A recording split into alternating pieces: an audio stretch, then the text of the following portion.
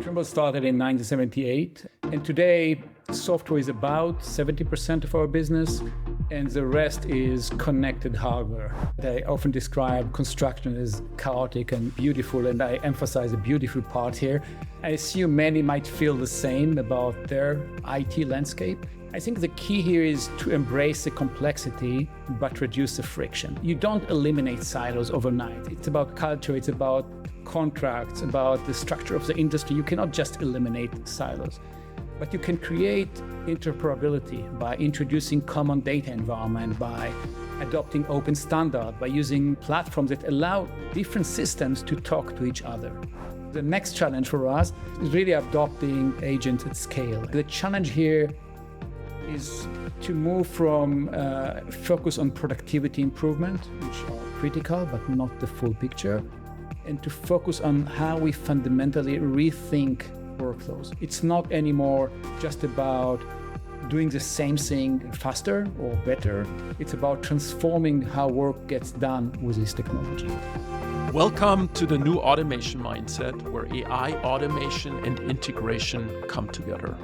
I'm your host, Markus Zirn, and as Chief Strategy Officer and part of the founding executive team at Workato, it is my mission to find these top innovators in AI, automation, and integration and share their journeys with all of you.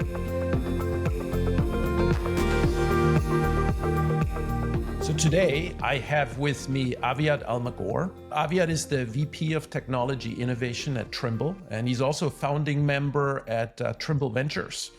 And Trimble has been around almost 50 years. Founded 1978 in Silicon Valley, and we'll hear from Aviad. How data really mattered at Trimble, and data, of course, is cornerstone of an AI transformation. That's what everyone is interested in these days. So, Trimble, you had to deal with lots of different data and also just in general, lots of data since the very beginning. And so I think it'll make for a really, really cool case study for all of us to learn from. So Aviad, welcome. And maybe you can just introduce first to the audience, Trimble, what you guys do, and explain how data matters to Trimble. Sure, and thank you, Markus, for inviting me. It's really a pleasure to be here. We might need more than 45 minutes to address this first question, but I'll try to be short here. So, as you mentioned, Trimble started in 1978 in Silicon Valley, originally mainly a hardware company. Actually, the first to deliver commercial GPS technology to the market. But over the years, we've grown from this kind of hardware focus to a technology company serving industries like construction and transportation and geospatial. And today, software is about 70% of our business, and the rest is connected hardware. Think about laser scanners, machine control, mobile mapping technology, IoT or GPS hardware. Actually, hardware that produce tremendous amount of data to support our customers through our software solutions. That's about Trimble. And for your second part of the question about the data types, we are handling unstructured data and structured data, physical world data and digitally generated data. Think about positioning data, point cloud, operational data, BIM, building information modeling through our 3D modeling application, video, images. So really a diverse set of data, and obviously business data, contracts, schedules, and finance. So the real value is basically in connecting those different data streams, from the sub-centimeter precision in the field to workflow in the office to decision making by stakeholders. Now, this is really cool. I do think overall, and maybe we'll dig into that later. What you mentioned, connecting data. I think that's where the value is, right? You have often enough, we have different data streams and they're there, but they're not correlated. They're not like put together, and then there's very little value, even though you have the data. I'm really curious. I want the audience to kind of learn from that long journey that you guys had at Trimble, 50 years, you yourself over 10 years, like 13 years, I believe, right, at Trimble. And I believe, CIOs out there, data quality matters to them. That interoperability that you talked about matters to them. And they're all thinking about data as that foundation to trustworthy AI also, because everyone's talking about AI. So maybe let's get straight to the point. If I have fragmented organization, I have legacy systems, I have data silos, how can I make them future ready? And what do we need to do as IT leaders to get data right, to then also get AI transformation right? I'm curious, any thoughts of wisdoms that come to your mind from your experience? Yeah, I think we're touching here many aspects. Maybe start with the beginning, at least my personal beginning. So when I joined Trimble as part of acquisition of a startup company dealing with integrating 3D modeling data with cost data and schedule data. And this relates to your comment earlier about how to connect the different data streams. And the idea behind this startup was to really deliver a solution where people will understand the impact of any type of change. A change in the schedule, how this impacts the cost, a change in the 3D modeling and the design decisions, how this will impact scheduling costs. So this kind of interrelated data streams was a key concept. What we learned is that data is only valuable when it is trusted, when it is connected, and when it is tightly contextualized to your specific domain. So if I'm looking back 13 years with Trimble, looking at this journey that the company evolved through from a set of isolated solutions to integrated workflow with basically a common data environment. And with better data comes better planning. So what we see already with this kind of integration is a massive impact on the customers. Less rework, improved efficiency in the processes, better resource allocation by understanding what is required, what is coming next in the project, and improved collaboration, which is critical in the industries we are serving.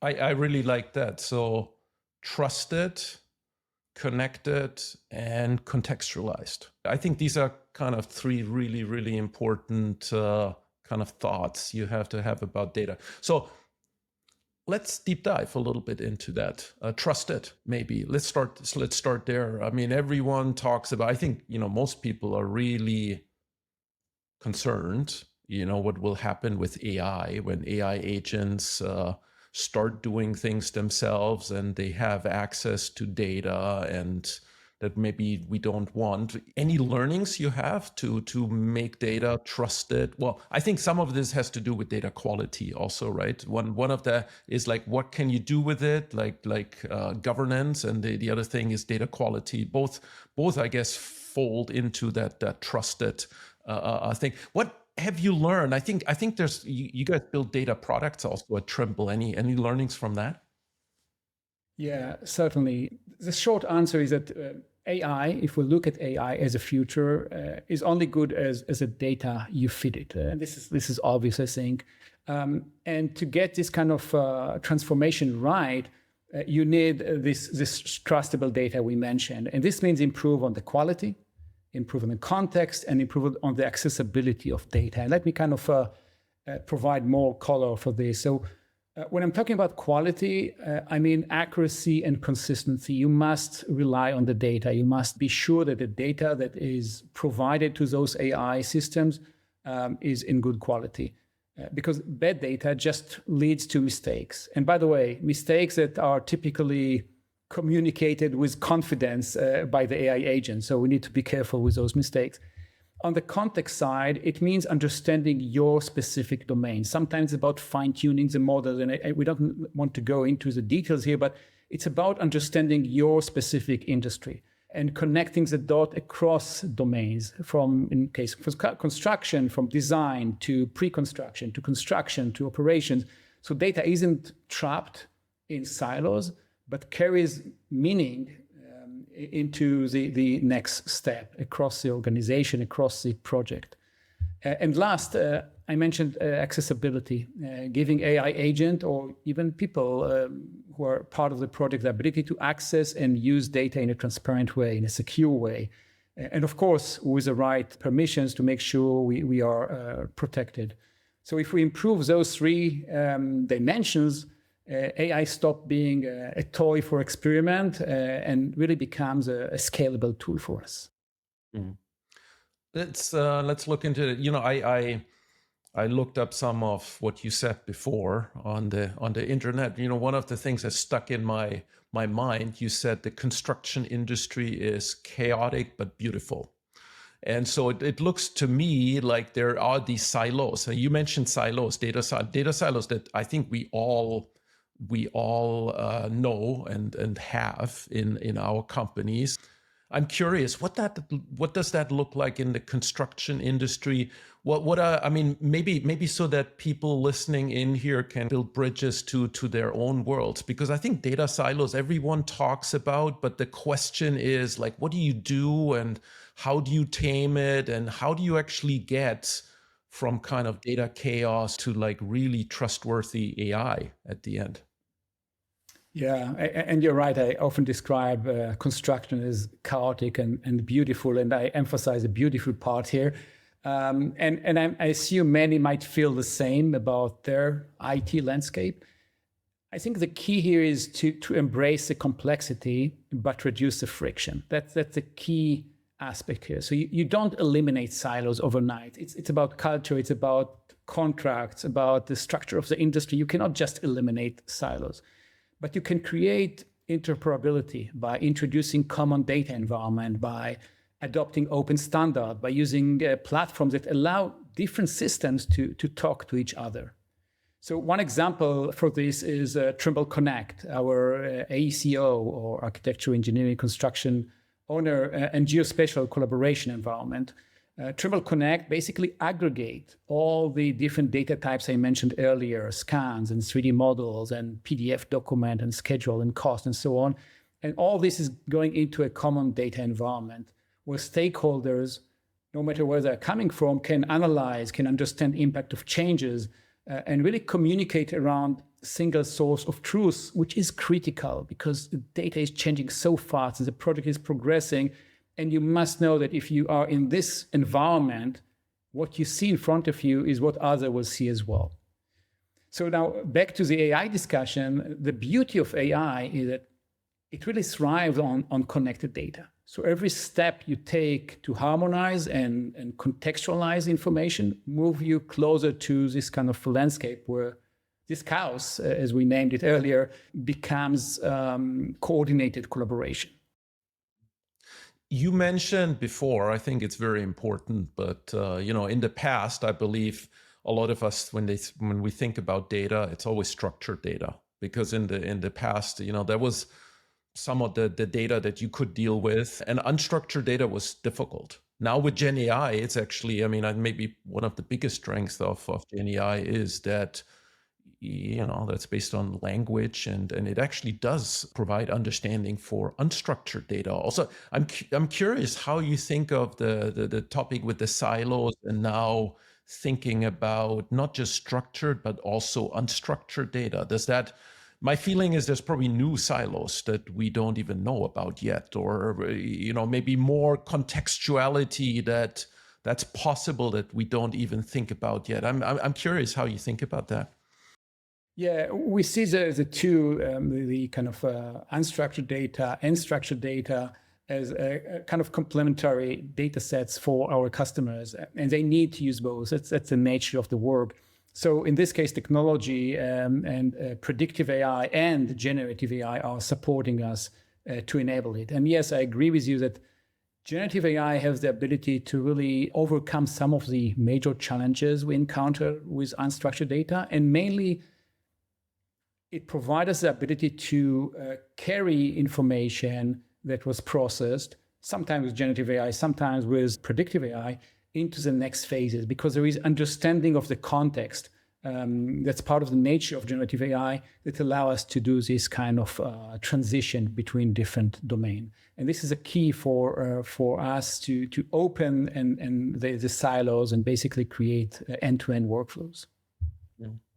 You know, one of the age-old situations that I believe there's some element of friction in companies. There's like the different silos, but then there's this one, I guess, call it larger conceptual silo, which is, there's IT, and then there's the line of business, right? The people who actually do the operations, the work, and the people who kind of know the technology that supports the work. And I have to tell you, in the 90s, I was a consultant. I did business process redesign, so I was on that line of business side, and I had my frustrations with IT. Actually, one of the reasons why we started Workato was kind of like break through that a little bit and make it better. I'm curious about your experience. My thesis would be that for Gen AI to really work well, for an AI transformation, that collaboration between IT and the business is never been more important. But I'm curious, your experiences, maybe also where you saw this work and maybe where it didn't work and what we can all learn from it. Yeah, so funny you're asking it now. We will have our global hackathon in October next month. And one of the topics that we are trying now to raise awareness to is those kind of hybrid teams, because we want to make sure that the hackathon is not just an engineering celebration, but actually bringing internal functions as well to the party and working together with engineers to address specific domain problem. And when looking at the work we did, and part of the motivation to kind of promote this in the hackathon is that I think the most successful hybrid teams that I've seen worked well because of three major conditions.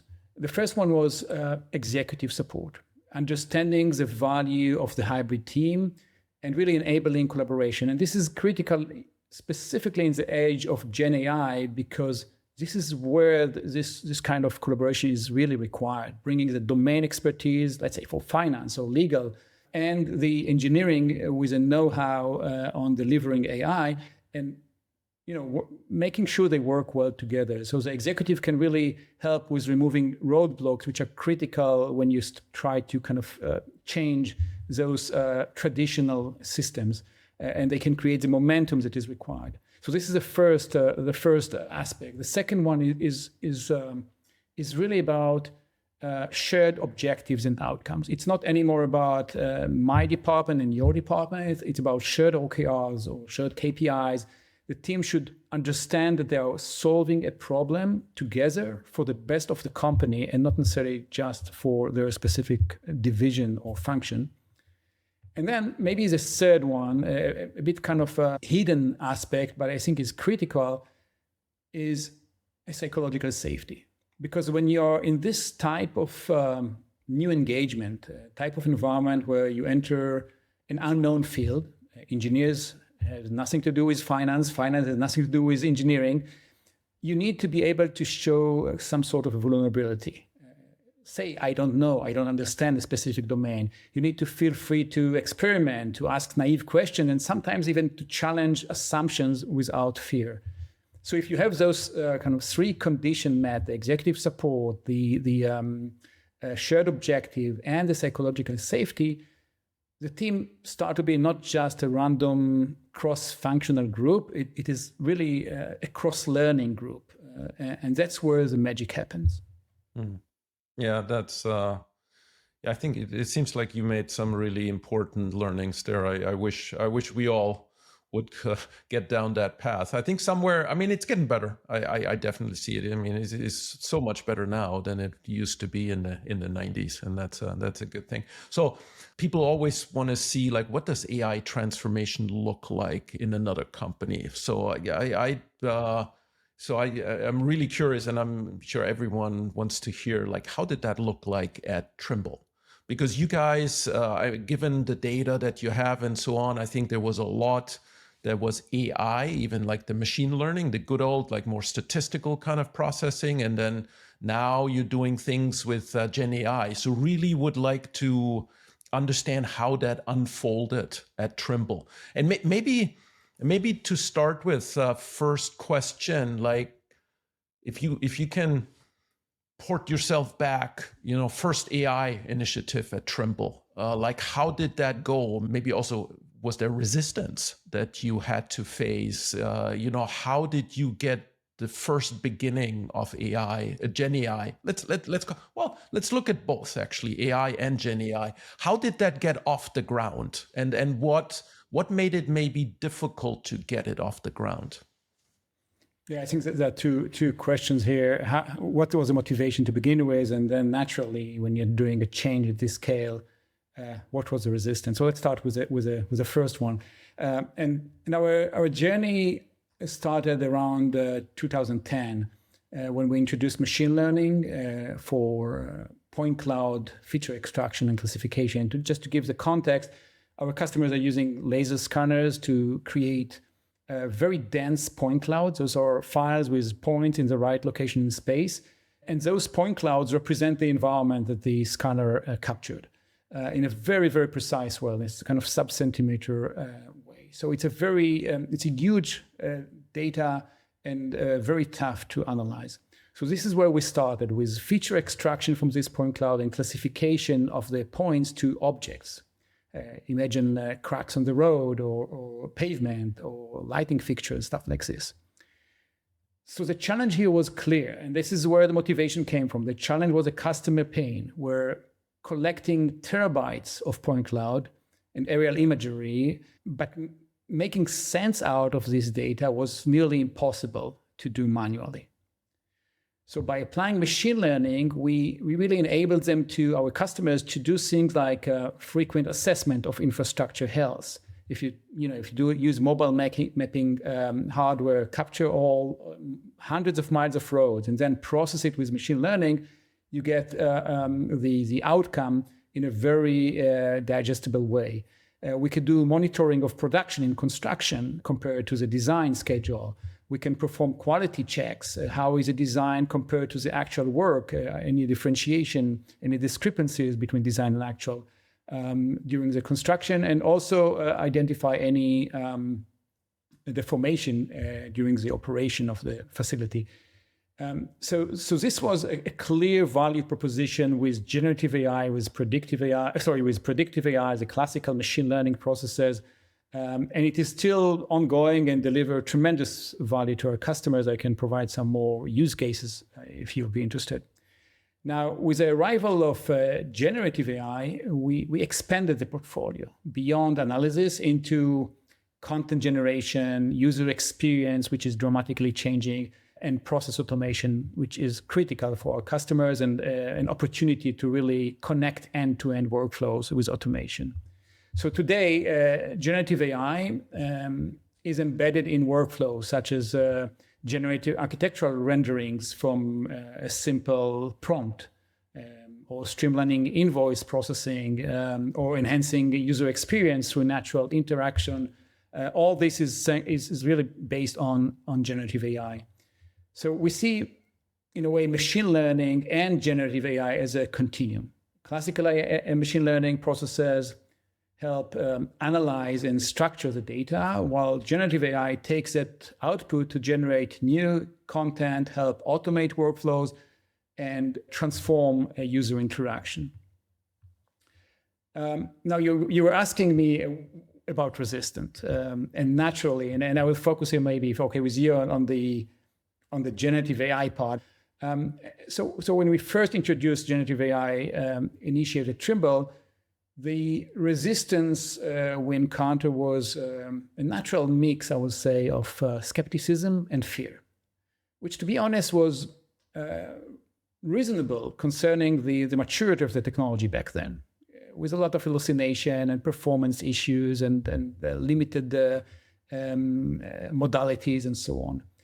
So, some team members thought AI was just a hype and too generic for complex, high precision domains.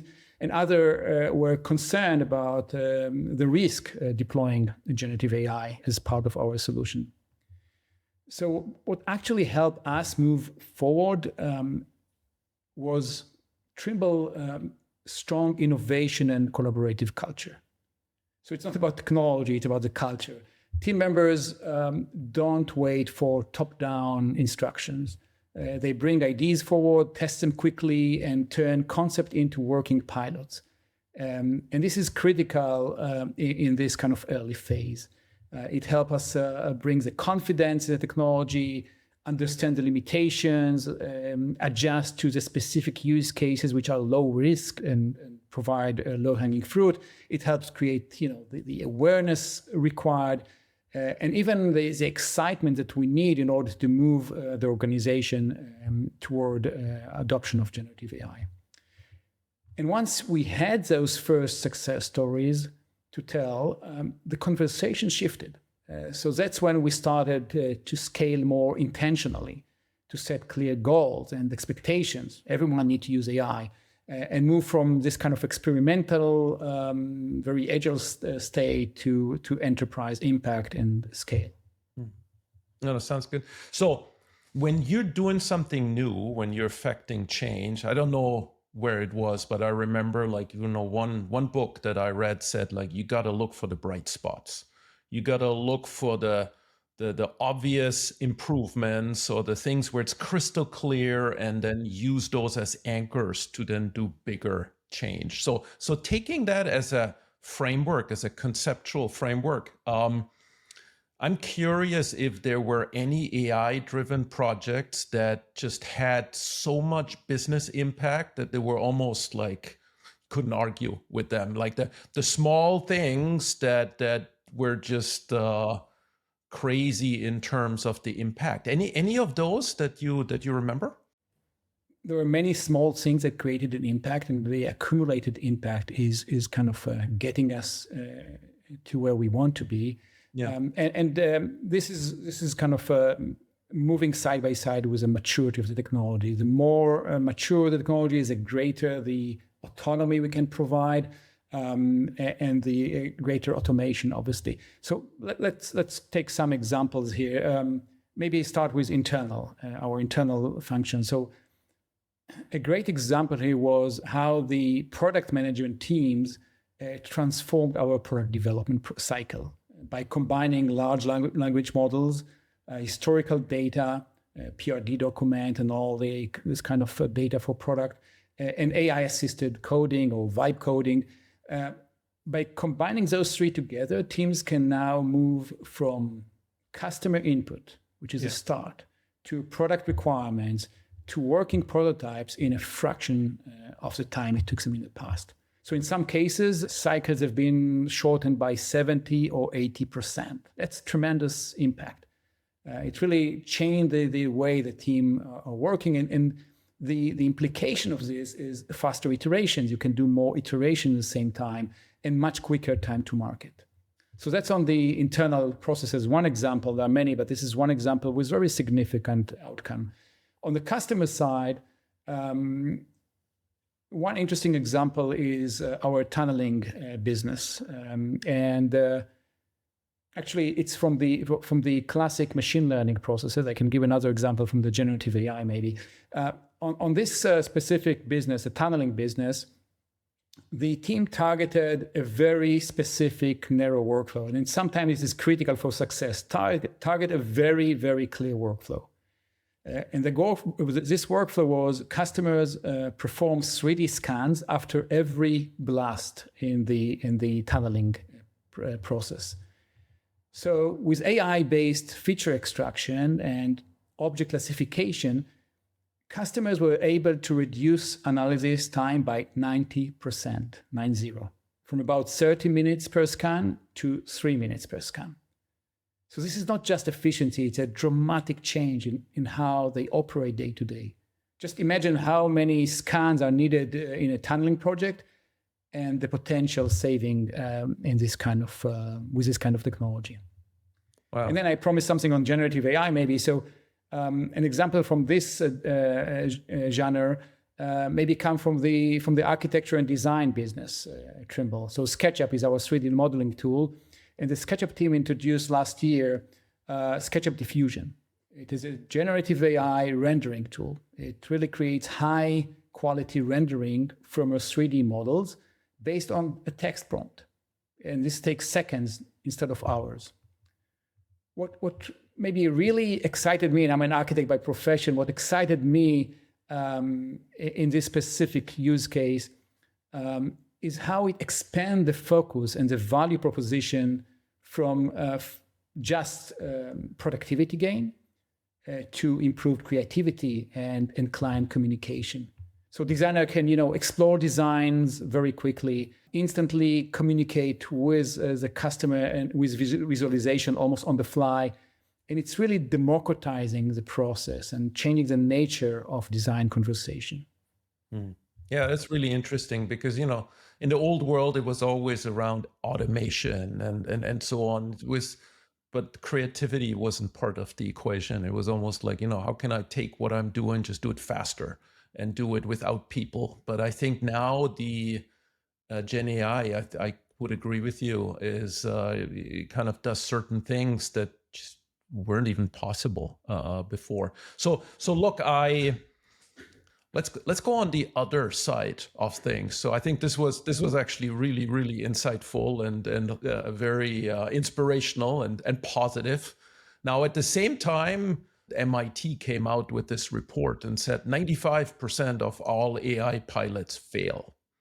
And that almost seemed like a, wet blanket on the whole Gen AI thing.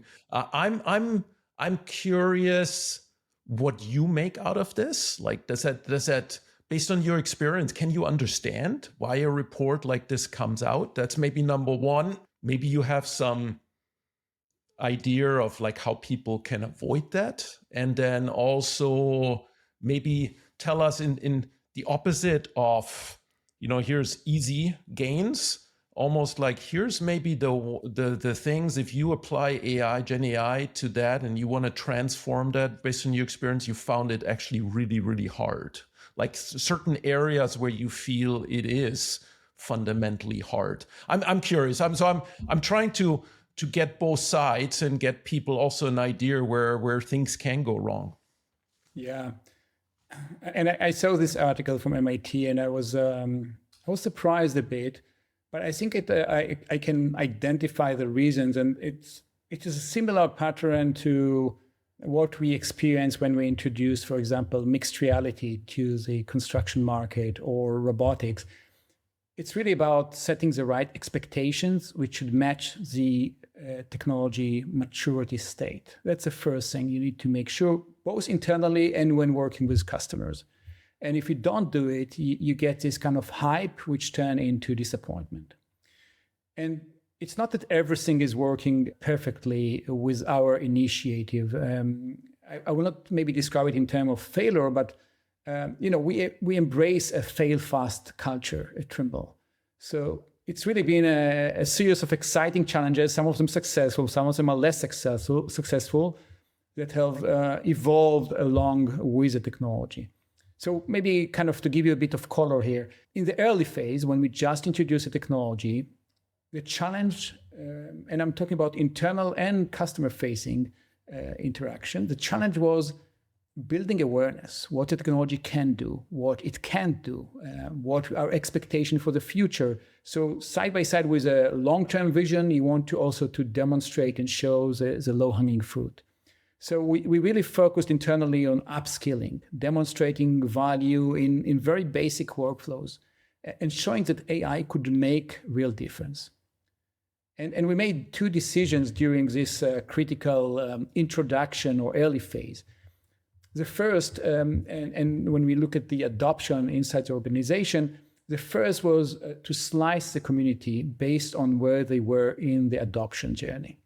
And tailoring the communication for each group. The last thing you want to get as an employee is, to be bombarded with content which is not related to you, which is not align with where you are in the technology journey. Just to give an example, if you are not, we can see who is not using the technology at all. And it would be good to understand why. Is it because logistical reasons, cannot access a license? Is it because not enough management support? We can address those challenges, but we need to understand what is blocking you from adoption. And then take it to the other side of the spectrum, those who are using the technology every day. Those are champions. Those are excited with technology. They can be our driver for adoption. They can share their success story and help us build the confidence and the best practices to be successful. So communicating the right messages with a different group by slicing the community to those kind of groups was critical at the beginning. And the second decision, which was highly important in the adoption of generative AI, was to develop our own internal tool. Trimble Assistant, that's the tool I mentioned here. Essentially, eating our own dog food to build confidence and credibility, to understand the limitations, and there are limitations, and to see where we can kind of take this technology in order to support our internal customers. So as technology matured, the next phase for us was about becoming more intentional, as I mentioned earlier. That meant consolidating all those early initiatives, which is, again, it's a challenging thing because it's your baby. Why should I give up for the, and change my technology vendor or the processes that I developed to something else? And the reason is that we want to make sure there is alignment and intentionality behind the development because the technology is now more mature. It is also about setting clear expectation. Now it's not an early phase for adoption. Now we want everyone to use AI. We want you guys to report back. What did you find out, for the good or for the bad? And then it will help us align resources and fine-tune the upskilling efforts to support our strategy. And again, in this phase, the phase that we are in now, actually, one of the most important outcomes from this stage was to develop or build our agentic AI platform. So providing foundation, the plumbing, if you will, that is required, like security and access control and LLM access and sandbox environment or responsible AI, all those are put together into the platform so that businesses can actually focus on building their vertical or domain-specific agent without needing to recreate or focus on things that the platform will provide them. This is basically how we scale the use of AI. Mm-hmm. And now looking for the future, the next challenge for us is really adopting agents at scale. And I think the challenge here is to move from focus on productivity improvement, which are critical, but not the full picture, and to focus on how we fundamentally rethink workflows. It's not anymore just about doing the same thing faster or better. It's about transforming how work gets done with this technology. I mean, that's a central thesis of the book, actually, we wrote, the new automation mindset, the innovation mindset. I totally agree. I'm actually curious, you made a good point earlier about predictive AI, the machine learning, and then the generative AI. And I believe, if I interpret that correctly, correct me if I'm wrong, but I feel like you need both, right? It's not like, I don't think Gen AI on its own can solve all problems. There's certain things that the ML and the predictive AI is actually very suited for. And then I would say, again, this is just my perception, I might be wrong, but I felt that with the machine learning, the predictive AI, the adoption at scale, I'm not sure. I would give it maybe a 5 out of 10 in the world. I don't think it is fully being adopted. I think it's been a kind of a little complex adoption journey. My sense is that with Gen AI, it may actually be easier, but I'm curious about your opinion. Where do you see that? And maybe what are the factors that are maybe different for the adoption of scale of both AIs? Yeah. My view on predictive, and first, I completely agree that the two technologies works together.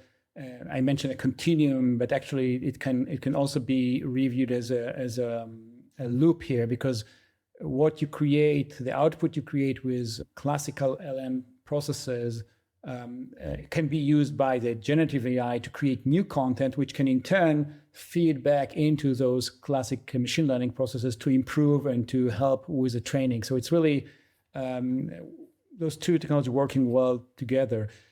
We do see on our side, predictive AI is a solid offering. There is no hallucination. It is delivering exactly what you want it to deliver in a very consistent way, in a very trustable way. So it's a powerful technology which our customers are actually using every day in the geospatial space and also in the construction environment. It's already there, and it's tightly connected to our hardware ecosystem because output from the hardware is actually being used and processed by predictive AI. With generative AI, it's easier to adopt because of the easy interaction and the natural language processing and the excitement from the cool aspect of the technology. I think we'll face different challenges there. The monetization is one. Unlike predictive AI, where the cost was known in advance, here with generative AI, the cost is growing all the time. And there is some paradox here. If you are using the traditional monetization models, like subscription, the customers who are your best customers, those who are using your solution the most, are the most costly customer for you, because every action in generative AI costs you money. It's a compute cost. And those who are not using, just sign on a subscription, not using your solution, you gain the maximum revenue from them. So it's not a healthy balance. And this monetization challenge will I think, will evolve into, and we already see it in the market, to a more or to adjustable monetization models, consumption-based or premium-based, or any other solution that will be a good fit for the market. And so this is something we need to resolve in order to really scale the adoption of AI, both internally on our side and on the customer-facing solutions. Yeah. The crazy statistic I saw was if you compare like the calories that we have to eat as people to think with our brain, and the energy, the electricity that goes into an LLM, I think it's like a factor of 1,000 or something like that. I mean, we human beings are still way more efficient energy-wise with what we do. And that's, I mean, at the end, that's what reduces the cost, and that's what, I guess is not good for environment, and is something we got to probably solve over time. Yeah, and I see, and it's certainly being improved over time. We had discussion with the major vendors in the last several weeks, because this environmental aspect is very close to our values, and we want to make sure that we are doing the right thing with AI. And what we heard from the vendors is improvement in processing and optimization, which really dramatically reduces the compute needed for the generative AI processes. And the other side of it, if you look what you gain out of the technology, what are the improvements you can bring, whether in optimization of shipper-carrier kind of relation, and the optimization of the path of trucks or heavy machinery in the field, or optimize processes during the construction, the gain from the sustainability perspective you gain out of the generative AI can really compensate for the impact of the compute. And we see tremendous value here. Small improvement which really impact the industry. No, totally agree.